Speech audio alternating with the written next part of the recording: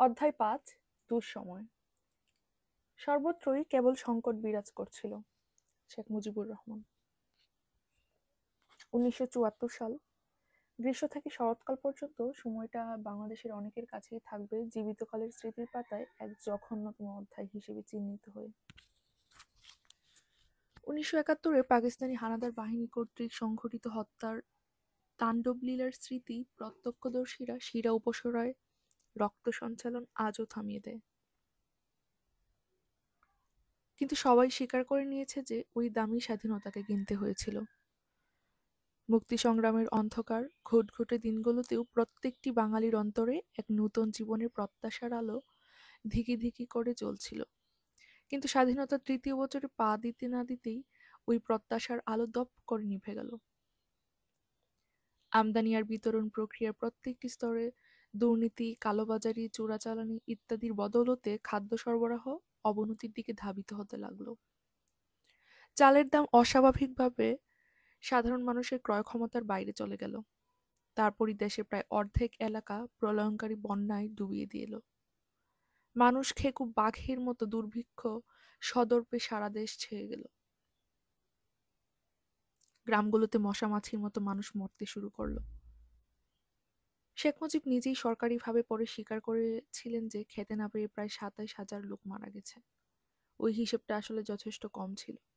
শুধু উপোস করাই নয়, তার ফলশ্রুতিতে পুষ্টিহীনতা, টিকে থাকার ক্ষমতা হ্রাস, রোগ ইত্যাদিতে মরেছে তারও বেশি। কমপক্ষে ৩০ লক্ষ লোক কুপোষসীমার নিচে বসবাস করছিল। সুতরাং ওই হিসেবে দুর্ভিক্ষের কারণে মৃত্যুর সংখ্যা লক্ষের ঘরেই হয়ে থাকবে। প্রকৃতপক্ষে প্রধানমন্ত্রী নিজেই ওই হিসেবের অন্তর্ভুক্ত হবার পর শেখ মুজিব জেনারেল অ্যাসেম্বলিতে ভাষণ দেওয়ার জন্য নিউ ইয়র্ক যাচ্ছিলেন। বিমানে ওঠার পূর্ব মুহূর্তে তিনি তার মন্ত্রীদেরকে দেশের ৪,৩০০টি ইউনিয়নের প্রত্যেকটিতে লঙ্গরখানা খোলার নির্দেশ প্রদান করেন। শেষ পর্যন্ত ৫,৭০০ লঙ্গরখানা খোলা হয়েছিল। ওইগুলোতে প্রতিদিন ৩০-৪০ লাখ না খাওয়া মানুষের জীবন বাঁচানোর জন্য কেবল একবেলা সামান্য কিছু খাওয়ানোর ব্যবস্থা করা হয়েছিল। লাখে লাখে মানুষ গ্রাম ছেড়ে খাবারের সন্ধানে শহরের দিকে ধাবিত হতে লাগলো। হাজার হাজার লোক রাজধানী ঢাকার দিকে ছুটে আসে এই প্রত্যাশায় যে বঙ্গবন্ধু তাদের জন্য অন্তত দুমুঠো ভাতের সংস্থান করে দেবেন। কিন্তু বঙ্গবন্ধু তাদের পেটের আগুন নিভানোর কোনো ব্যবস্থাই করতে পারলেন না। হাজার হাজার ছিন্নমূল জনতা আর ভিক্ষুকের দল ঢাকায় চলে এলে সরকার বিব্রত হয়ে পড়ে। ১৯৭৫ সালের ৩ জানুয়ারি ঢাকার শহর পরিচ্ছন্ন করার জন্য এক ব্যাপক অভিযান চালিয়ে প্রায় ২ লক্ষ ছিন্নমূল আর বস্তিবাসী জনতাকে জোর করে হয় তাদের গ্রামের বাড়িতে, না হয় শহর থেকে বেশ দূরে সরকার সৃষ্ট ক্যাম্পে যেতে বাধ্য করা হয়।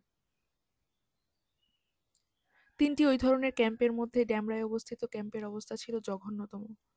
গার্ডিয়ান পত্রিকা ওই ক্যাম্পটিকে মুজিবের লোকদের সৃষ্ট দুর্যোগ এলাকা নামে আখ্যায়িত করেছিল। ক্যাম্পটির অবস্থা ছিল সত্যিই হৃদয় বিদারক। ওই ক্যাম্পটিতে ৫০,০০০-এরও বেশি লোককে জড়ো করা হয়েছিল। চতুর্দিকে কাঁটাতারের বেড়া দিয়ে রক্ষী বাহিনী দ্বারা পাহারার ব্যবস্থা করা হয়েছিল। এতগুলো লোকের জন্য কয়েকটি পায়খানা আর সামান্য কয়েকটি টিউবওয়েলের বন্দোবস্ত রাখা হয়েছিল। ঔষধের কোনো সরবরাহ ছিল না, নামে মাত্র কিছু রেশনের ব্যবস্থা করা হয়েছিল। ওই ক্যাম্পের অবস্থা এতই অমানবিক ছিল যে সেখানে একজন সাংবাদিক দেখতে গেলে এক হতভাগ্য ছিন্নমূল ক্যাম্পবাসী বুড়ো বলছিল, আমাদেরকে খাইতে দেন আর না হয় গুলি কইরা মারেন। শেখ মুজিব সুকৌশল ওইসবের জন্য তার পার্টির লোকদেরকে এবং মন্ত্রীবর্গকে দোষারোপ করে যাচ্ছিলেন। জনগণও তাই করছিল। জনগণ ভাবছিল অন্তত শেখ মুজিব তাদের সঙ্গে বিশ্বাসঘাতকতা করতে পারেন না। এমার আক্তার মুকুল শেখ মুজিবের অত্যন্ত অন্তরঙ্গ মানুষ ছিলেন। মুকুল আমাকে একটা মজার গল্প শুনিয়েছিলেন। সময়টা ছিল ১৯৭৫ সালের মার্চ মাস। শেখ মুজিব বিরোধী দল জাসদের কিছু নেতৃবর্গের সঙ্গে গোপনে সম্পর্ক রাখছিলেন। জাসদ সিদ্ধান্ত নিল ১৭ই মার্চ তারা এক বিরাট জনসভা করবে পল্টনে। সেখান থেকে সরকারের বিরুদ্ধে এক বিক্ষোভ মিছিল নিয়ে বঙ্গভবনে আক্রমণ চালাবে। শেখ মুজিব গোপন সম্পর্কের মাধ্যমে তাদেরকে স্বরাষ্ট্রমন্ত্রী মনসুর আলীর বাসভবনের দিকে লেলিয়ে দিলেন। মন্ত্রী অবশ্য পরিবার পরিজন নিয়ে কিছুদিনের জন্য শহরের বাইরে ছিল। উচ্ছৃঙ্খল জনতা স্বরাষ্ট্রমন্ত্রীর বাড়িতে আক্রমণ চালালো। রক্ষী বাহিনী সময়মতো গুলি চালিয়ে ১১ জনকে হত্যা করল। এভাবে তিনি চমৎকারভাবে তার নিজের উপর পরিকল্পিত আক্রমণ প্রতিহত করলেন। উল্লেখযোগ্য, সেদিন তার ৫৩তম জন্মবার্ষিকী ছিল। রক্তপাত ক্রমাগতভাবে বেড়েই চলল। মুজিব নিজেই স্বীকার করছিলেন যে রাতের অন্ধকারে বিরোধীদের আক্রমণে প্রায় ৪,০০০ আওয়ামী লীগ পার্টির কর্মী নিহত হয়েছিল। এর মধ্যে ৫ জন সংসদ সদস্যও ছিল। ব্রিগেডিয়ার মঞ্জুর জানিয়েছিলেন যে ওই সকল হত্যাকাণ্ডের অধিকাংশের কারণই ছিল আন্তঃদলীয় কলহ। খন্দকার মুশতাক আহমেদ জানালেন যে স্বরাষ্ট্রমন্ত্রী মনসুর আলীর নির্দেশে রক্ষী বাহিনী যখন গভীর রাতে হানা দিয়ে বাড়ি থেকে জোর করে লোকজনকে ধরে নিয়ে যেত, তখন তাদের স্ত্রী, মা-বোনের আর্তচিৎকারে পুরো ঢাকার আকাশ ভারী হয়ে উঠত। রক্ষী বাহিনীর নিয়ে যাওয়া ওই লোকজন আর কোনোদিন ফিরে আসতো না। অব্যবস্থা আর দুর্নীতির কারণে দিন দিন দুর্যোগের মাত্রা কেবল বেড়েই চলছিল।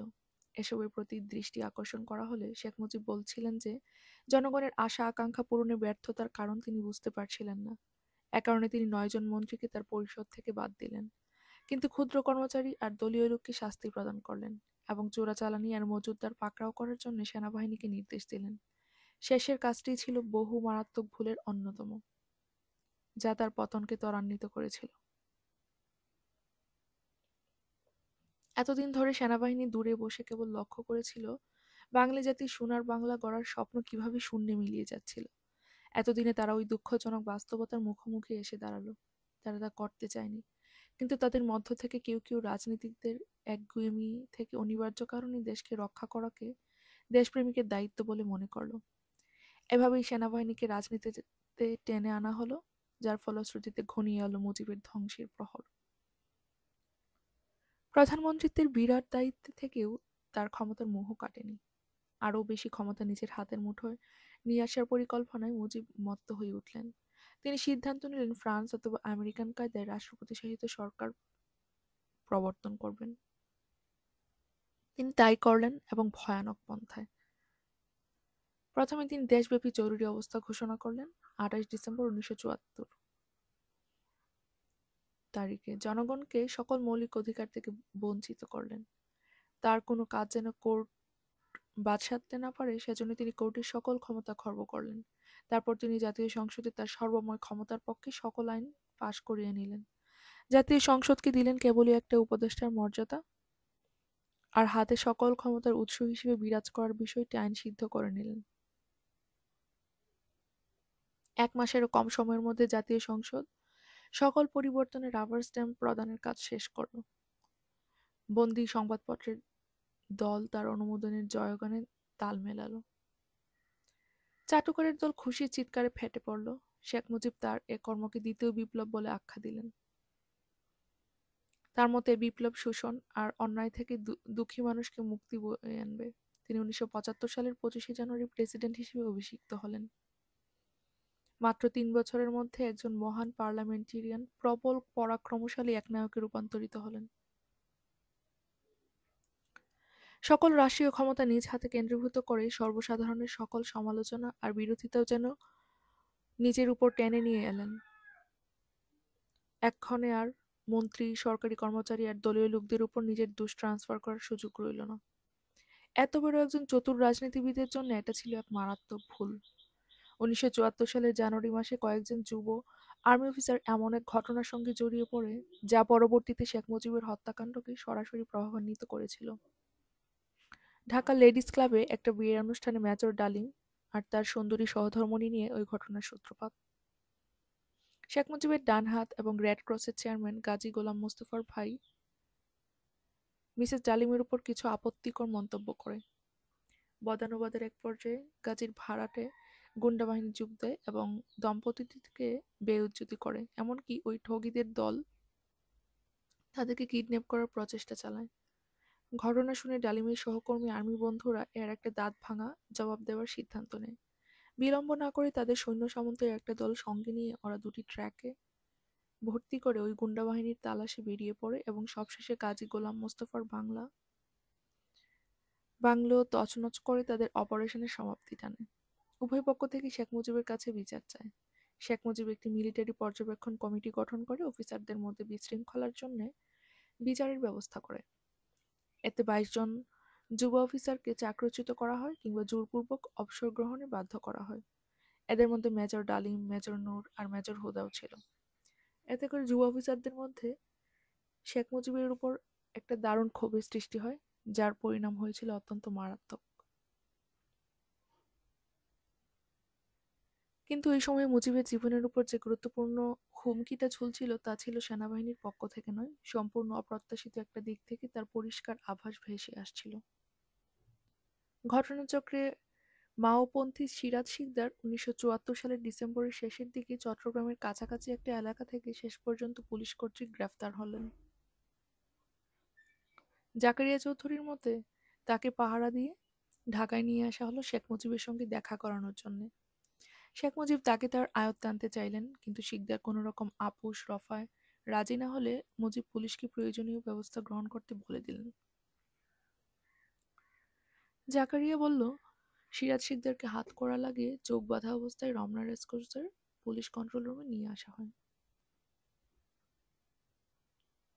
তারপর গভীর রাতে এক নির্জন রাস্তায় নিয়ে গিয়ে গুলি করে হত্যা করা হয়। ওই সময়ে সরকারি প্রেস নোটে বলা হয়েছে, পালানোর চেষ্টাকালে সিরাজ শিকদারের গুলি করে হত্যা করা হয়েছে। শিকদারের বোন জাকারিয়ার স্ত্রী শামীম জানায় যে সিরাজের দেহের গুলির চিহ্ন পরিষ্কার প্রমাণ করে যে স্ট্যান গান দিয়ে তার বুকে ৬টি গুলি করে তাকে মারা হয়েছিল। সিরাজ শিকদারকে শেখ মুজিবের নির্দেশেই হত্যা করা হয়েছে বলে সারা শহরে রটে গেল। ১৯ বছরের যুবতী শামীম তার ভাইয়ের হত্যার প্রতিশোধ নেওয়ার সিদ্ধান্ত নিল। সে আমাকে বলেছিল, আমি সর্বহারা পার্টির কাছ থেকে একটা রিভলভার পেয়েছিলাম এবং এই হত্যাকারীকে হত্যা করার সুযোগের সন্ধান করছিলাম। শামীম বাংলাদেশের শ্রেষ্ঠ ভাস্করদের একজন। গত বছরই কেবল সে তার ভাস্কর্যের জন্য প্রেসিডেন্ট পুরস্কার লাভ করে। তার ধারণা সে নিশ্চয়ই মুজিবকে গুলি করার দূরত্বে পেয়ে যাবে। শামীম মুজিবের সঙ্গে দেখা করার জন্য বহুবার আর্জি পেশ করেছে, কিন্তু কোনো ফল হয়নি। প্রতিবারই প্রত্যাখ্যাত হয়েছে সে। তারপর সে ঢাকা বিশ্ববিদ্যালয়ের কলা বিভাগে তার এক প্রদর্শনীতে শেখ মুজিবকে আমন্ত্রণ জানালো। মুজিব আমন্ত্রণ গ্রহণ করলেন, কিন্তু শেষ পর্যন্ত তিনি সেখানে উপস্থিত হতে ব্যর্থ হলেন। সে স্মৃতিচারণ করে বলল, আমি ভয়ানক বেপরোয়া হয়ে উঠছিলাম। আমি শত চেষ্টা করেও তাকে আমার গুলির দূরত্বের ভিতরে আনতে পারলাম না। ভাগ্যই মুজিবকে বাঁচিয়ে দিয়েছিল।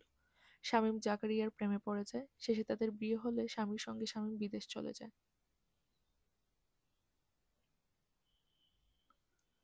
১৯৭৪ সালের জুলাই মাস। মেজর ফারুক ফার্স্ট বেঙ্গল ল্যান্সার্সের ব্র্যাভো স্কোয়াড্রন নিয়ে ডেমরায় চলে আসে। শেখ মুজিবের নির্দেশ ক্রমে এক নাটকীয় পরিচ্ছন্ন অভিযান এর অংশ হিসেবে ফারুকের পোস্টিং হলো সেখানে। কয়েকদিনের মধ্যেই ফারুক ডাকাত দলের আড্ডাখানা বলে পরিচিত নারায়ণগঞ্জ রোডের আশেপাশের এলাকা একেবারে পরিচ্ছন্ন করে ফেলে। ওই এলাকার ত্রাস সৃষ্টিকারী ডাকাত সর্দার এক ২০ বছরের যুবক। নিজেকে সে একজন আওয়ামী লীগার বলে পরিচয় দিতে থাকে। ফারুক তাকে গ্রেফতার করলে সে পরিষ্কার ভাষায় স্বীকার করে যে এ যাবৎ সে মাত্র ২১ জনকে নিজ হাতে দুনিয়া থেকে বিদায় করে পরপারে পাঠিয়ে দিয়েছে। ফারুক পরে আমাকে বলেছিল, আমি তাকে এ কাজ করার কারণ জিজ্ঞেস করলে সে তার উস্তাদের নির্দেশে তা করেছে বলে জানায়। ওই বদমাইশের উস্তাদ স্বয়ং শেখ মুজিব। সুতরাং তার কী বা আমি করতে পারতাম? যুবকের ঘটনাটি মেজরকে সাংঘাতিকভাবে নাড়া দেয়। আওয়ামী লীগারদের যথেচ্ছা কর্মকাণ্ডে যে কোনো রকমের অ্যাকশন নিতে গেলেই রাজনৈতিক হস্তক্ষেপ এক বিরাট অন্তরায় হয়ে দাঁড়াত। সেনাবাহিনী বিভিন্ন জায়গা থেকে চোরাচালান, মজুতদারি, হত্যা ইত্যাদির অভিযোগে শত শত লোককে গ্রেফতার করে। কিন্তু ঢাকা থেকে একটা টেলিফোনে ওই সকল লোকজন বেকসুর খালাস হয়ে যায়। ফারুক জানালো, সে একটা লিখিত নির্দেশ পায়। ওই নির্দেশে বলা হয় যে সে কাউকে গ্রেফতার করলে তার নিজ দায়িত্বেই তা করতে হবে। কোনো অঘটন ঘটে গেলে তার জন্য কোনো রেজিমেন্টাল কমান্ডার কিংবা ব্রিগেড কমান্ডার কেউই দায়ী হবে না। ফারুক বলল, এর অর্থ এরকম ছিল যে আমাদেরকে অনাচার দুর্নীতি দূর করতে হবে, কিন্তু আওয়ামী লীগ দেখলেই থমকে দাঁড়াতে হবে। পুরো ব্যাপারটা এক দুঃখজনক ছেলেখেলায় পরিণত হয়েছিল। ঠিক ওই সময়ই সেনাবাহিনীকে নির্দেশ দেওয়া হলো নকশালদের মূল উৎপাদনের জন্য। শেখ মুজিব নিজেই এর নির্দেশ প্রদান করলেন। আসলে মুজিব চেয়েছিলেন নকশালদের নামে সিরাজ শিকদার আর কর্নেল জিয়াউদ্দিনকে খতম করতে। ফারুক এ নির্দেশ পালনে উৎসাহী হতে পারল না। সে ওই ধরনের নির্দেশ পালন না করার সিদ্ধান্ত নিল। সে বলল, আমি মার্ক্সবাদীদের ব্যাপারে খুব একটা আগ্রহী ছিলাম না, কিন্তু যে জিনিসটা আমাকে অনুপ্রাণিত করেছিল তা হচ্ছে যে ওই ছেলেরা তার দেশের জন্য যথেষ্ট করেছে। আদর্শগতভাবে তারা হয়তো ভুল পথে যেতে পারে, কিন্তু তারা তো দেশের কোনো ক্ষতি করেনি। সুতরাং যখনই ফারুক তাদের কাউকে ধরতে পারত, চুপি চুপি সে নিজেই তার মুক্তির ব্যবস্থা করে দিত। একবার টঙ্গীতে মেজর নাসের ৩ ব্যক্তিকে আটক করে। এরা ৩টি খুনের আসামি ছিল। নববিবাহিত এক দম্পতি তাদের গাড়িতে টঙ্গী চাপার পথে মুজাম্মেল নামে এক দুর্ধর্ষ আওয়ামী লীগার ও তার সহকর্মীরা তাদের উপর হামলা চালায়। গাড়ির ড্রাইভার আর আরোহীকে খুন করে তারা মেয়েটির উপর ধর্ষণ চালায়। ৩ দিন পর মেয়েটির রক্তাক্ত লাশ একটা পুলের কাছে রাস্তার উপর পাওয়া যায়। মেজরের হাতে ধৃত এই ঘটনার সঙ্গে জড়িত মুজাম্মেল মেজর নাসেরকে ৩ লক্ষ টাকার বিনিময়ে ছেড়ে দেওয়ার অনুরোধ জানিয়েছিল। মুজাম্মেলের ভাষায়, ব্যাপারটিকে সরকারি পর্যায়ে নেয়ার ব্যবস্থা করবেন না, আজ হোক কাল হোক, আমাকে আপনার ছেড়ে দিতেই হবে। সুতরাং টাকা নিয়ে ছেড়ে দিতে আপনার আপত্তি কেন? নাসের এতে ক্ষিপ্ত হয়ে তাকে ফাঁসিতে ঝুলাবে মনে করে কোর্টে সোপর্দ করে। কিছুদিন পরই ওই ৩টি নৃশংস খুনের আসামি মুজাম্মেলকে জনসম্মুখে প্রকাশ্যে ঘুরে বেড়াতে দেখে সকলেই বিস্মিত হয়ে যায়। সেনাবাহিনীতে ঘটনাটি আরও চাঞ্চল্যের সৃষ্টি করে। এ কাণ্ডটি শেখ মুজিবের ব্যক্তিগত হস্তক্ষেপে সম্ভব হয়েছিল। ওই ঘটনাটি ফারুক আর তার সহকর্মীদের চমকিয়ে দেয়। টঙ্গী তাদের জীবন নদীর বাঁক ঘুরিয়ে দেয়। ফারুক বলল, আমরা এমন এক সমাজে বসবাস করছিলাম যেখানে অপরাধীরা নেতৃত্ব দিচ্ছিল। বাংলাদেশ যেন মাফিয়ার কর্তৃত্বাধীন চলছিল। আমরা সম্পূর্ণভাবে বিদ্রোহী হয়ে উঠলাম। এখানে এমন এক সরকার কায়েম হয়েছিল যে সরকার খুনের মতো জঘন্য কাজে শক্তি যোগাত, আর এমন সব চরম কর্মকাণ্ড ঘটাতো যেগুলো থেকে ওই সরকার জনগণকে বাঁচানোর কথা ছিল, তা আর চলতে দেওয়া যাচ্ছিল না। আমরা তাকে খতম করার সিদ্ধান্ত নিলাম। ওই দিনই মেজর ফারুক শেখ মুজিবকে মেরে ফেলতে চেয়েছিল। সে স্মৃতিচারণ করে বলল, আমি সাংঘাতিক উত্তেজিত হয়ে গিয়েছিলাম। আমি ক্যাপ্টেন শরফুল হোসেনকে বলছিলাম, শরফুল, এভাবে বেঁচে থাকা একেবারেই অর্থহীন। চলো আমরা শেখ মুজিবকে এক্ষুনি খতম করে দিই। ফারুক তার মনের কথা ব্যাখ্যা করে চলল। তোমার কি মনে পড়ে শেখ মুজিবের ফিরে আসার খবর শুনে আমরা কিভাবে কান্নায় খুশিতে ভেঙে পড়েছিলাম? তোমার কি মনে আছে? সমস্তটা দেশ, সবগুলো মানুষ খুশিতে পাগল হয়ে উঠেছিল। এই মানুষটাকে প্রায় দেবতার আসনে বসানো হয়েছিল। ১৯৭২ সালে তিনি যদি আমাদেরকে বলতেন, ঠিক আছে, তোমরা আওয়ামী লীগারদেরকে কিংবা ব্রিগেড কমান্ডারকে ঘিরে ফেলো আর তাদেরকে বেঁধে নদীতে ফেলে দাও, আমরা ঠিক তাই করতাম। কেন করতাম? কারণ শেখ মুজিব তা করতে বলেছেন। কি জন্য করতে বলেছেন? এই প্রশ্নটি হয়তো কেউ করত না, আমিও করতাম না। আমরা ভাবতাম আমরা একটা দেশ পেয়েছি, একজন নেতা পেয়েছি, আমরা যে কোনো কাজ করতেই প্রস্তুত। কোনো সমস্যাকে আমাদের সমস্যা মনে হতো না।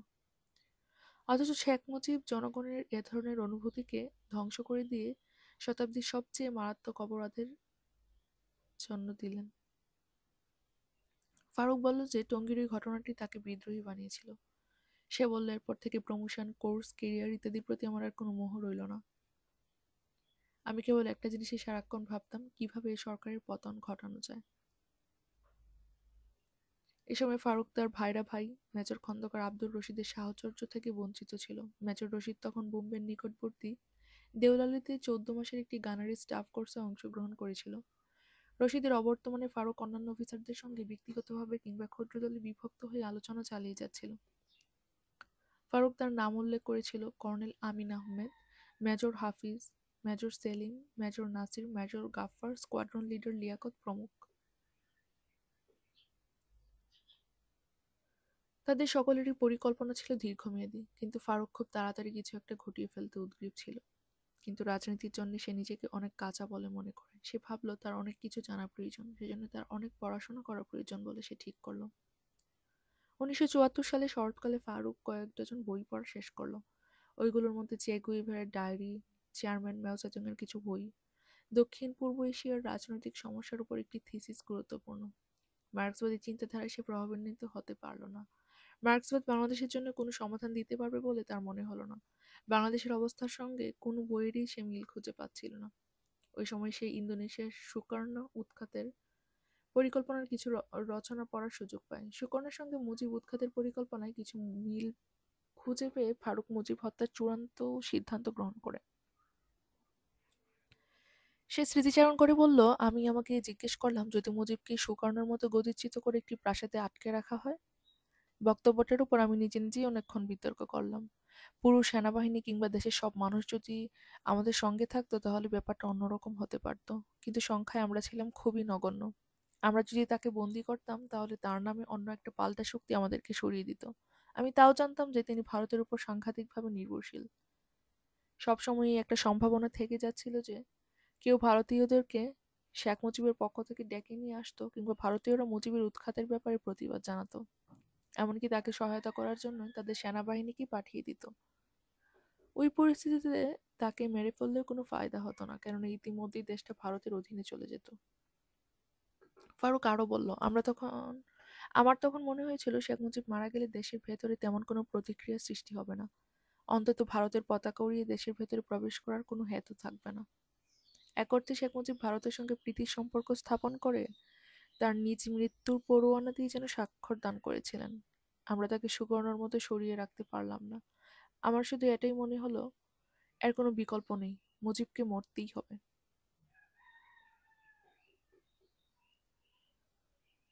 মুজিব প্রায়ই দেশের প্রত্যন্ত অঞ্চলে বেড়াতে যেতেন, আর এই ভ্রমণের জন্য তিনি হেলিকপ্টারকে পছন্দ করতেন।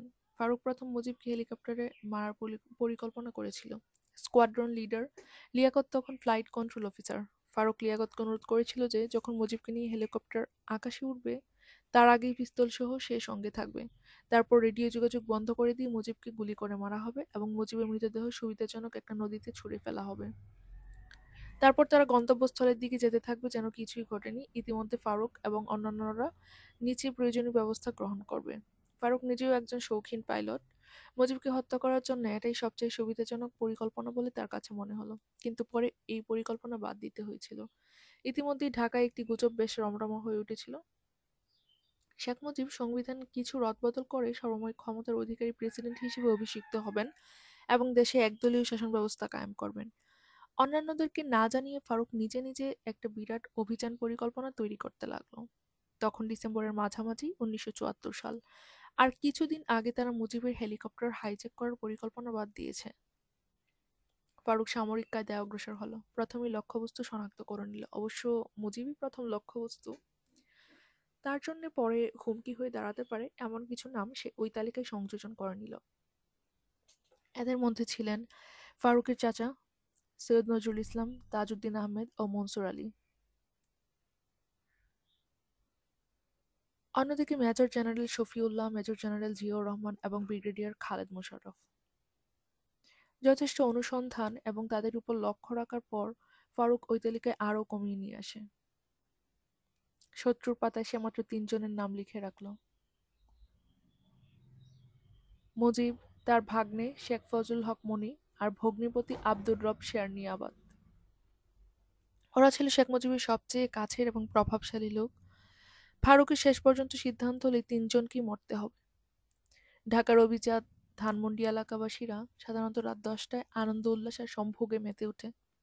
তখন শীতকাল। প্রতিদিনই রাত ১০টার কাছাকাছি সময় ময়মনসিংহের রোডের উপর একটি রিকশা থেকে একজন বিষণ্ণ চেহারার লোক বেরিয়ে আসত। লেকের পাশ দিয়ে হাঁটতে হাঁটতে হঠাৎ করে ৩২ নং রোডের ভেতর ঢুকে পড়ত। লোকটার গায়ে বুশ শার্ট, পরনে লুঙ্গি আর পায়ে চপ্পল। সারাদিনের হাড়ভাঙা খাটুনির পর ঠান্ডা বাতাসে বিশ্রামরত ওই এলাকায় গৃহভৃত্যদের থেকে লোকটাকে খুব একটা আলাদা মনে হতো না। একটা মাত্র পার্থক্য ছিল যে ওরা ছিল প্রাণ বাঁচানোর কর্মে ব্যস্ত, আর এই বিষণ্ণ লোকটা ছিল মৃত্যুর দূত। বিষণ্ণ মানুষের বেশে মেজর ফারুক রহমান দুচোখে শিকারি কুকুরের ন্যায় শেখ মুজিবের আশেপাশে ঘুরে বেড়াচ্ছিল। ফারুক কাউকে বিশ্বাস করতে পারছিল না। সেজন্য সে নিজেই শেখ মুজিবের গতিবিধি, তার অভ্যেস, তার কাজ, তার খাবার জায়গা ইত্যাদি লক্ষ্য রাখছিল, যাতে করে চূড়ান্ত মুহূর্তে সামান্য ভুলের প্রশ্নও না ওঠে। ফারুক যে আর্টিলারি ব্যবহার করার চিন্তা করেছিল তা নিয়ে সে বিরাট মুশকিলে পড়ে গেল। আর্টিলারি ব্যবহার করার কৌশলগত পরিকল্পনা মানচিত্র তার কাছে ছিল না। একটা মাত্র ওই ধরনের মানচিত্র ছিল সেনাবাহিনীর সদর দপ্তরে। ওই মানচিত্র চেয়ে নেয়া, এমনকি ওইটার উপর এক পলক দৃষ্টি ফেলাও যথেষ্ট সন্দেহের সৃষ্টি করতে পারে। এই ভেবে ফারুক বাংলাদেশ পর্যটন ব্যুরো থেকে একটা গাইড বই নিয়ে তাতে রক্ষিত শহরের ছোট একটা মানচিত্রকে কেন্দ্র করে নিজের পায়ে হেঁটে পদক্ষেপ মেপে মেপে দূরত্ব নিরূপণ করলো এবং আর্টিলারির পজিশন নিজ পরিকল্পনায় স্থির করে নিল। এত সব পরিশ্রম আর দারুণ দুশ্চিন্তার মাঝে তার দিন কাটছিল। অন্তত দৈনিক ৩টা ভ্যালিয়াম পাঁচ না খেয়ে সে ঘুমোতে পারছিল না। কিন্তু ফেব্রুয়ারির মাঝামাঝি ঠিকই তার সকল কৌশলগত পরিকল্পনা সম্পূর্ণ হয়ে গেল। সে কুয়ের জন্য তখন প্রস্তুত।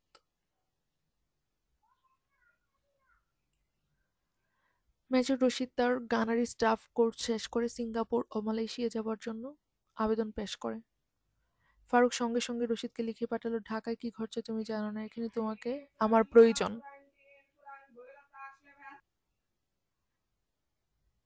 কোর্স শেষ করে রশিদ কাল বিলম্ব না করে মার্চের মাঝামাঝি ঢাকায় এসে পৌঁছালো।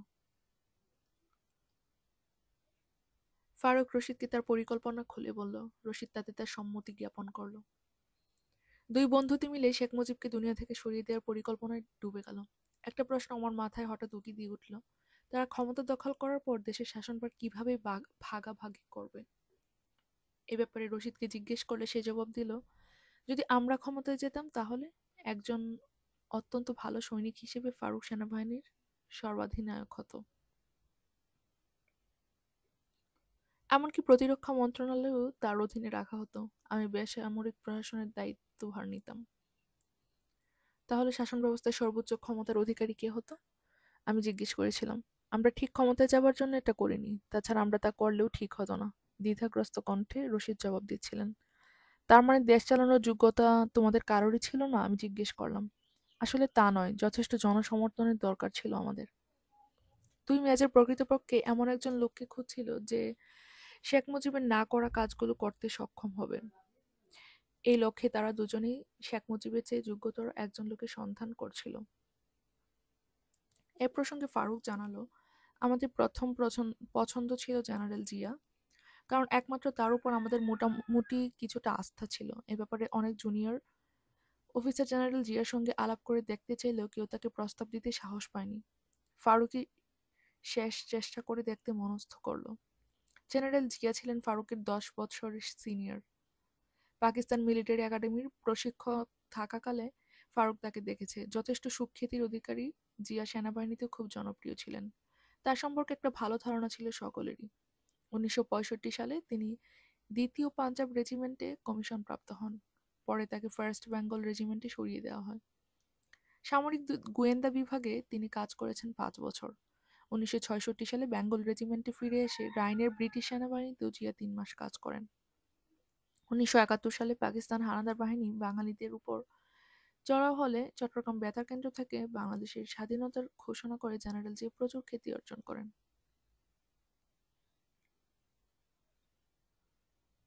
পরে মুক্তিযুদ্ধ চলাকালীন জেড ফোর্স গঠন করে আরও বেশি খ্যাতির অধিকারী হন। সে কারণে দেশ স্বাধীন হবার পর তার দ্রুত পদোন্নতি ঘটে। 1972 সালের ফেব্রুয়ারিতে কর্নেল, 1973-এর মাঝামাঝিতে ব্রিগেডিয়ার এবং একই বছর অক্টোবরে তিনি মেজর জেনারেল পদে উন্নীত হন। ফারুক বলে, ওই সময় জেনারেল জিয়ার প্রতি আমার অগাধ শ্রদ্ধাবোধ ছিল। আমার ইচ্ছে ছিল সেনাবাহিনীর সহায়তায় তাকে দেশের শাসনভার তুলে নেয়ার অনুরোধ জানাবো। দেশের এই দুঃসময়ে জিয়ার মতো একজন নেতার দরকার বলে ফারুকের মনে হলো। তাই সে বহু চেষ্টায় জিয়ার সঙ্গে একটা সাক্ষাৎকারের বন্দোবস্ত করে নিল। ফারুকের ভাষায়, আমি সেনাবাহিনীর উপপ্রধান এবং একজন মেজর জেনারেলের সঙ্গে সাক্ষাৎ করতে যাচ্ছিলাম। আমি যদি তাকে সোজাসুজি বলতাম আমরা দেশের প্রেসিডেন্টকে উৎখাত করতে চাই, তাহলে হয়তো সঙ্গে সঙ্গে তিনি আমাকে তার পাহারাদার দিয়ে গ্রেফতার করে জেলে পুরতেন। আমাকে ঘুরিয়ে পেঁচিয়ে ওই ব্যাপারটির দিকে আসতে হয়েছিল। ফারুক বলে চলল, প্রকৃতপক্ষে আমরা দেশের দুর্নীতি, খুন, রাহাজানি ইত্যাদি দিয়ে আলাপ করতে করতে ওই পর্যন্ত পৌঁছালাম।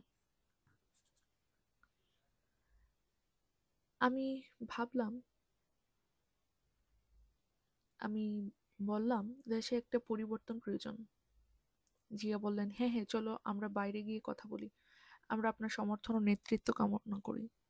ফারুকের মতে জেনারেল জিয়ার উত্তর ছিল, আমি দুঃখিত, আমি এ ধরনের কাজে নিজেকে জড়াতে চাই না। তোমরা জুনিয়র অফিসাররা যদি একটা কিছু করতে পারো তাহলে তোমাদের নিজেদেরই তা করা উচিত, আমাকে এসবের মধ্যে টেনো না। 1976 সালের জুলাই মাস, লন্ডনে মুজিব হত্যার উপর একটি টিভি অনুষ্ঠান করছিলাম। ফারুকের বলা কথা নিয়ে জেনারেল জিয়াকে সামনাসামনি জিজ্ঞেস করলাম। জিয়া তা অস্বীকারও করলেন না, আবার স্বীকারও করলেন না। পরিবর্তে তিনি কোনো প্রশ্নের জবাব দেওয়া থেকে বিরত রইলেন। আমি পুনরায় জবাব পাবার প্রচেষ্টা চালালাম। তিনি আমাকে বহু বছর ধরে দেশের বাইরে রাখার ব্যবস্থা করলেন। 1975 সালের মার্চ মাসে ফারুক তার পরিকল্পনা কার্যকর করবে বলে সিদ্ধান্ত নিল। এই সিদ্ধান্তের পেছনে তেমন কোনো বিশেষ কারণ জড়িত ছিল না। জেনারেল জিয়াকে ওই অভ্যুত্থানে শরিক করতে না পারায় ফারুক ধৈর্যহীন হয়ে পড়েছিল। সে পরে স্কোয়াড্রন লিডার লিয়াকতকে অনুরোধ জানায় যাতে সে কয়েকটি মিগের সাহায্যে মুজিবের বাড়িকে সন্ত্রস্ত করতে পারে।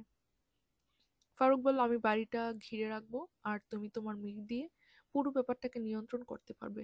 লিয়াকত অনেকটা নিরাসক্তভাবে বলছিল, ঠিক আছে, তাই হবে। ফারুক স্থির করল সে মার্চের 30 তারিখেই অভিযান পরিচালনা করবে। এ বিষয়ে বিস্তারিত আলাপের জন্য তৈরি হলো ফারুক। সে ভেবেছিল যে সবাই তার দুঃসাহসিক কর্মকাণ্ডে যোগ দেবে, কিন্তু না, সে অবাক বিষয়ে লক্ষ্য করলো সে ছাড়া বাকি সবাই নিষ্ক্রিয়। ফারুক বলল, আমি আমার জীবনের প্রতি সবচেয়ে বেশি বীতশ্রদ্ধ হয়ে পড়েছিলাম। মেজর হাফিজ, কর্নেল আমিন এবং আহমেদ চৌধুরীর মতো আরো অনেক শেষ পর্যন্ত রণে ভঙ্গ দিল। ওরা সবাই খুব বড় বড় বুলিয়া ওড়াচ্ছিল, রাতভর আলোচনা করে এটা করব ওটা করব ইত্যাদি মন্তব্য করলো, কিন্তু যখন কাজের সত্যিকার সময় এলো কেউই আর এগিয়ে এলো না। ওই দিন অবশ্য শেখ মুজিবও দারুণ আঘাত পেয়েছিলেন। সেদিন তার পিতা মারা যান। ষড়যন্ত্রের ব্যর্থতা ফারুককে মুজিব হত্যার ব্যাপারে অধিকতর সংকল্পবদ্ধ করে তুলল। শেখ মুজিবকে হত্যার পরিকল্পনা এখন থেকে ফারুকের নিজস্ব বিষয়ে রূপ নিল। সেও বুঝে নিল যে কাজটা তাকে একাই করতে হবে। কিন্তু প্রথম দিকে তার উপর থেকে সন্দেহটা কাটিয়ে উঠতে তাকে বেশ কষ্ট করতে হয়েছিল। ফারুক বলল, যাদের সঙ্গে এই ব্যাপারে আলাপ হচ্ছিল তাদের সবাই বলতে লাগলাম ব্যাপারটা ভুলে যেতে। তারা যেন ভাবে আমি ঠান্ডা হয়ে গেছি, সেজন্য এ প্রসঙ্গে যাবতীয় আলাপ আলোচনা আমি সম্পূর্ণভাবে বন্ধ করে দিয়েছিলাম। এ ব্যাপারে যে আমি আর কিছু ভাবছি না এটা লোকজনকে বোঝাবার জন্য ফরিদাকে নিয়ে প্রতিটা সামাজিক অনুষ্ঠানে, বনভোজনে এবং রাষ্ট্রীয় অনুষ্ঠানে যেতে শুরু করলাম। বাংলাদেশের অবস্থা টালমাটাল, অথচ মুহূর্তের জন্যেও ফারুক দম্পতি যেন ওসবের কোনো খবরই রাখে না। ওরা যেন ঝামেলাবিহীন এক সুখী দম্পতি। ইতিমধ্যেই ফারুক গোপনে মুজিবের চতুর্দিকে মাকড়সার জাল বোনা অব্যাহত রেখেছিল। এই কৌশলগত পরিকল্পনার জন্য তার ৮০০ লোকের প্রয়োজন ছিল, কারণ রক্ষী বাহিনীকে ঠেকানো সহ অন্যান্য পথ বন্ধ করার জন্য এই পরিমাণ সৈন্য তাকে সঙ্গে রাখতেই হবে। ফারুক অবশ্য চায়নি অপ্রয়োজনীয় রক্তপাত হোক, কিন্তু কিছু যাচাই বাছাই করে সে ভেবে দেখল অন্তত ৩০০ জন লোক হলে উদ্দেশ্য সাধনে তেমন কোনো ব্যাগ পেতে হবে না। ওই পরিমাণ সৈন্য তার নিজের অধীনেই বর্তমান ছিল। ১৯৭২ সালে ফার্স্ট বেঙ্গল ল্যান্সার্সের সংখ্যা সে নিজেই বাড়িয়েছিল। পরে সে ওই সৈন্যদের মধ্য থেকে বাছাই করে কিছু সংখ্যক সৈন্য কমান্ডো স্টাইলে ট্রেনিং প্রদান করে। সেগুলোকে সে হান্টার কিলার টিম বলে ডাকত। ওরা ছিল অত্যন্ত বিশ্বাসী, স্থায়ী এবং নীরব ধরনের। ফারুকের এ ধরনের ১৫০টি টিম ছিল, যাদের উপর সে সবসময় নিশ্চিতভাবে নির্ভর করতে পারত। এই সময় মেজর রশিদ এক বিব্রতকর অবস্থার মুখোমুখি হল। ভারতের গ্যানারি স্টাফ কোর্স সমাপনস্থে সঙ্গত কারণে তাকে যশোহরের গ্যানারি স্কুল বদলি করে দেয়া হলো। এতে করে সৈন্যদের উপর তার কমান্ড কার্যকরী না হবার পন্থায় পড়ে গেল সে। তবু শেষ নাগাদ ১ মাসের ছুটি নিয়ে রশিদ তাদের পরিকল্পনার উপর কাজ করার জন্য ঢাকায় রয়ে গেল। সে সেনানিবাসে রাজনৈতিক আলাপ আলোচনায় যোগ দিল। রশিদ এক পর্যায়ে অত্যন্ত সতর্কতার সহিত ঢাকা ব্রিগেড কমান্ডার কর্নেল শাফাত জামিদের সঙ্গে বিষয়টা নিয়ে আলাপ তুলে দিল। বাংলাদেশে কি পরিমাণ নৈরাজ্য বিরাজ করছিল তা নিয়ে কথা হতে হতে শাফাত জামিল রশিদকে জিজ্ঞেস করে বসল, হ্যাঁ, তা তো বুঝলাম, আমরা কি করব? রশিদ মুহূর্তের মধ্যে প্রসঙ্গ পাল্টিয়ে দিয়ে কর্নেলকে বলল, না স্যার, আমি তা বলছি না। আপনার করার নির্দেশ ছাড়া কি আমি কিছু করতে পারবো? আর যাই হোক, আপনি আমার ব্রিগেড কমান্ডার। রশিদের টনক নড়ল। সে তৎক্ষণাৎ ফারুককে সতর্ক করে দিয়ে বলল, সাবধান, কোন অফিসারকে বিশ্বাস করো না। এখানে এমন অনেকে রয়েছে যারা দ্বৈত ভূমিকা অবতীর্ণ হতে পারে। তখন আমাদের বিপদ হয়ে যাবে। ওই সময় রশিদ কর্নেল জামিলের সঙ্গে তার বদলির ব্যাপারে আলাপ করছিল। কর্নেল নিজ থেকেই রশিদকে ঢাকায় থেকে যেতে বলছিল, কিন্তু রশিদ তা বিশ্বাস করতে পারেনি। কিন্তু ঠিকই কর্নেল শাফাত জামিলের অপ্রত্যাশিত সহায়তায় মেজর রশিদ আবার ১৯৭৫ সালের এপ্রিল মাসে ঢাকাস্থ দ্বিতীয় ফিল্ড আর্টিলারির কমান্ডিং অফিসার হিসেবে বদলি হয়ে এল। ফারুক অত্যন্ত আনন্দিত হলো। দুই ভাইরা ভাই মিলে অন্যান্যদের সাহায্য ছাড়াই তাদের পরিকল্পনা এগিয়ে নিয়ে যেতে পারবে। দ্বিতীয় ফিল্ড আর্টিলারি ছিল ৬টি ইতালীয় হাউইটজার, ১২টি যুগোস্লাভীয় ১০৫ মিলিমিটার হাউইটজার এবং ৬০০ সৈন্য। ফারুকের ছিল ৩০টি টি-৫৪ ট্যাঙ্ক এবং ৮০০ সৈন্য। রশিদের আর্টিলারি এবং তার ল্যান্সারদের রক্ষী বাহিনী এবং শেখ মুজিবকে সাহায্যকারী যে কোনো পদাতিক বাহিনীকে প্রতিরোধ করা সম্ভব বলে ফারুকের দৃঢ় বিশ্বাস ছিল। এখন কেবল একটাই সমস্যা রয়ে গেল, তা হলো কারো মনে সন্দেহ না জাগিয়ে এই দুটি শক্তিকে একত্রিত করতে হবে। রশিদের সমাধান করে নিয়ে এলো। সেনাবাহিনী সদর দপ্তরের নিয়ম অনুযায়ী বেঙ্গল ল্যান্সার্স মাসে 2বার ট্রেনিং এক্সারসাইজ পরিচালনা করতে পারে। এই এক্সারসাইজের উদ্দেশ্য ছিল অন্ধকারে সৈন্যদের নিজ নিজ অস্ত্রশস্ত্র বেছে নিয়ে শত্রুর মোকাবেলা করার জন্য প্রস্তুত হবার কৌশল সম্বন্ধে সম্যক অবগত করা। 6 মাস ধরে তাদের এই দুই বাহিনীর রাত্রিকালীন মহল্লার সকলেরই ট্যাঙ্ক ও অন্যান্য ভারী অস্ত্রের গুলির আওয়াজ সহ্য করা হয়ে যাবে। কাজেই বেঙ্গল ল্যান্সার রাতের অন্ধকারে অগ্রসর হলে কেউ সেটাকে সন্দেহের চোখে দেখার অবকাশ আর থাকবে না। মেজর রশিদ তার ঊর্ধ্বতন কর্তৃপক্ষের কাছে প্রস্তাব পেশ করে যে তার আর্টিলারি ও বেঙ্গল ল্যান্সারের একত্রে ট্রেনিংয়ের সুযোগ করে দেওয়া প্রয়োজন, এতে করে দুপক্ষই অনেক কিছু শিখতে পারবে। সেনা সদর এই প্রস্তাব যুক্তিযুক্ত মনে করে অনুমতি দিল। ফলে ফারুকের ট্যাঙ্ক আর রশিদের আর্টিলারি একত্রিত হলো। এ সময় ফারুক তার ভয়ঙ্কর উদ্দেশ্যের উপর স্বর্গীয় মঞ্জুরি সিদ্ধান্ত নিল। ফারুক তার চট্টগ্রামের হালিশহরে এক বিহারি পীরের নিকট উপস্থিত হল। মুজিব হত্যার ব্যাপারে তার ভূমিকাও কম ছিল না। চট্টলার ওই পাহাড়ি পীরের নাম আন্ধা হাফিজ। আন্ধা হাফিজ জন্মলগ্ন থেকেই অন্ধ। তিনি তার ধর্মপরায়ণতা আর অতীন্দ্রিয় সাধনায় সিদ্ধিলাভ করে অতীন্দ্রিয় জ্ঞান এবং ভবিষ্যৎবাণী করার দুর্লভ ক্ষমতা অর্জন করেছিলেন। তার বহু ভবিষ্যৎবাণী নিষ্ফল না প্রমাণের কারণে তার ভক্ত অনুসারীর সংখ্যা দিন দিন বেড়েই চলছিল। ফারুকের শ্বশুরপক্ষও অন্ধ পীরের ভক্ত। ফারুক তার সঙ্গে আলাপ করার সিদ্ধান্ত নিল। সুযোগও মিলে গেল অচিরেই। ওই সময় বেঙ্গল ল্যান্সারের জন্য চট্টগ্রামের হাটহাজারী রোদুরে 2 দিনের রেঞ্জ ফায়ারিং এর শিডিউল পড়ল। ফারুক 2 এপ্রিল আন্ধা হাফিজের সঙ্গে দেখা করার সুযোগ পেল। ফারুকের হাত নিজের হাতে তুলে নিয়ে অন্ধ পীর অনেকক্ষণ ধরে কি যেন ভাবলেন। ফারুক কি যেন একটা কাঁপুনি তার হাতে অনুভব করতে পারছিল। ফারুকের মনের কথা পীরকে বলার আগেই আন্ধা হাফিজ বলে উঠলেন, আমি জানি তুমি ভয়ঙ্কর একটা কিছু করতে যাচ্ছ। করতে চাও করো, তবে মনে রেখো আমি তোমাকে যে নীতি অনুসরণ করতে বলেছি তা যদি তুমি পালন না করো তাহলে তুমি ধ্বংস হয়ে যাবে। তিনি তারপর ফারুককে বিশ্বস্ততার সঙ্গে অবশ্যই 3টা নীতি মেনে চলতে নির্দেশ দিলেন। 1. আল্লাহ আর ইসলামের জন্য ছাড়া ব্যক্তিগত লাভের জন্য কিছু করবে না। 2. শক্তি অর্জন করো। 3. সঠিক সঠিক সময় বেছে নাও। তিনি মেজরকে আরও 3 মাস অপেক্ষা করার পরামর্শ দিলেন। ফারুক বিস্ময়ে অভিভূত হয়ে গেল। স্বর্গীয় ইঙ্গিতের সঙ্গে যেন তার ধারণা অলৌকিকভাবে মিলে গেল। আন্ধা হাফিজের নির্দেশিত 3 মাস অপেক্ষার পর যে সময় আসছে তা ফারুকের নিজের নির্ধারিত অভ্যুত্থানের উৎকৃষ্ট সময়। এর সঙ্গে টাই মিলে গেল। তার মন বলছিল ওই সময় কাজ করতে গিয়ে সে ব্যর্থ হতে পারে না। 7 জুন 1975 সাল। শেখ মুজিব কৃষক শ্রমিক আওয়ামী লীগ বাকশাল গঠন করলেন। তিনি মনে করলেন দেশের প্রশাসনের উন্নয়নের ক্ষেত্রে বিরাট জয়লাভ করেছেন। এই ব্যবস্থা বাস্তবে বাংলাদেশকে একদলীয় রাষ্ট্রে পরিণত করে এবং দেশের রাজনৈতিক আর প্রশাসনিক সর্বময় ক্ষমতা প্রেসিডেন্ট শেখ মুজিবুর রহমানের হাতে ন্যস্ত হয়।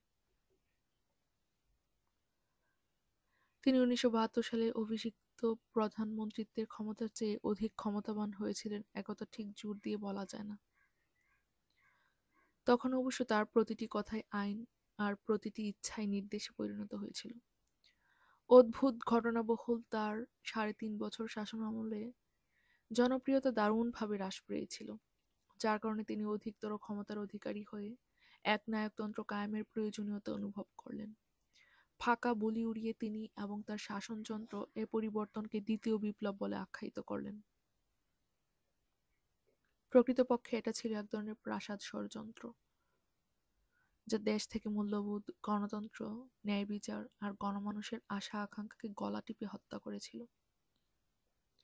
মুজিব শুরু করলেন প্রশাসনিক প্রক্রিয়ায় তার নিজের মাঝে ক্ষমতা ফোয়ারা সৃষ্টির কাজ। ওই বছরই জানুয়ারি মাসে জাতীয় সংসদে পাশ হয়ে গেল সংবিধানের 4র্থ সংশোধনী।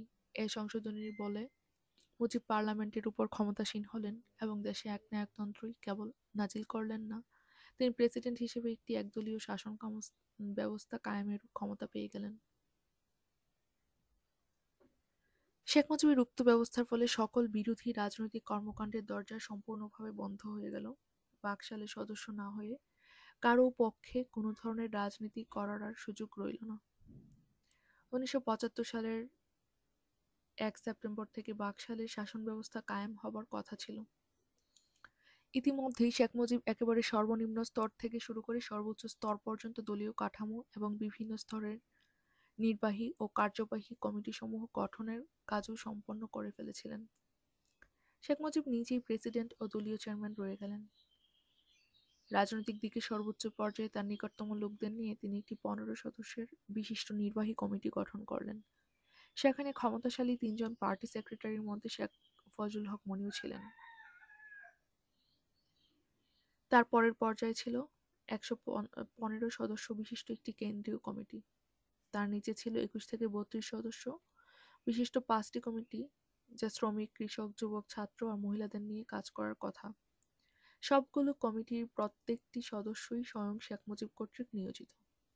এইভাবে 61টি জেলার জন্য 100টি জন গভর্নর মুজিব নিয়োগ করলেন। জেলা গভর্নরগণ বাংলাদেশ রাইফেলস, রক্ষী বাহিনী, পুলিশ এবং ওই এলাকায় অবস্থিত সেনাবাহিনী ইউনিটের নিয়ন্ত্রণ করার কথা ছিল। এসবই প্রমাণ করে যে বাকশাল ছিল শেখ মুজিবের এক রাজনৈতিক খেলার চমক। এতে দেশ পুনর্গঠনের কোনো উদ্দেশ্যই নিহিত ছিল না। বাকশাল সৃষ্টি হয়েছিল মুজিবের সকল বিরোধিতার অবসান ঘটাতে, হচ্ছিল তাই।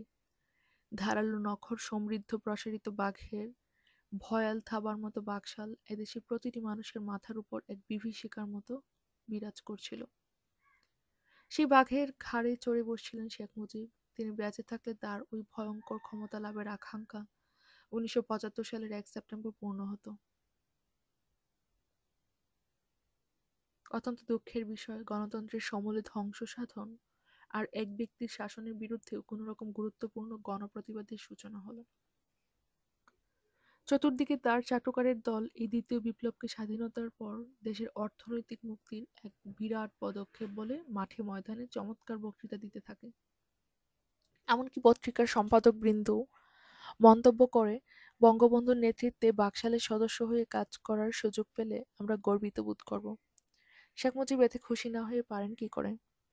21শে জুলাই 1975 সাল ঢাকায় আয়োজিত এক সভায় শেখ মুজিব মনোনীত জেলা গভর্নরদের উদ্দেশ্যে বক্তব্য রাখলেন। স্বতঃস্ফূর্তভাবেই তিনি তাদের উদ্দেশ্যে সতর্কবাণী উচ্চারণ করে বলেন, আজ বাকশাল সদস্যদের সতর্ক থাকার কারণ হচ্ছে এই যে বাংলাদেশের জনগণ খুব বেশি প্রতিক্রিয়াশীল। তারা তোমাদেরকে নিশ্চিহ্ন করে ফেলবে। এই কথা তোমাদের মনে রাখা ভালো। তোমরা সারা জীবন ভর নিবেদিত প্রাণ কাজ করে যাবে। যদি তোমরা একটা ভুল করো তাহলে তোমরা বাংলাদেশের মাটি থেকে নিঃশেষ হয়ে যাবে। এটা বাংলাদেশের আইন। দুর্ভাগ্যক্রমে শেখ মুজিব নিজেই তার সতর্কবাণী কর্ণপাত করলেন না। এরই মধ্যে তার ভ্রান্তির পাহাড় সৃষ্টি হয়ে গেল।